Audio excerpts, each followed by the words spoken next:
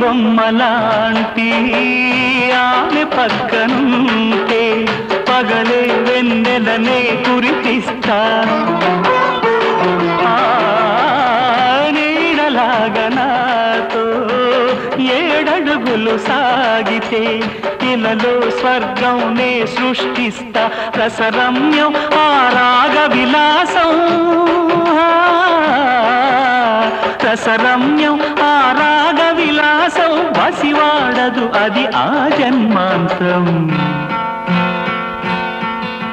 అందమైన నా ఊహల మేడకు ఆవిడమణి దీపం అంది అందని నాశలకు ఆమె ప్రతిరూపం ఆ తలపే నా ధ్యానం ఆ అభినవ దేవత నా ప్రాణం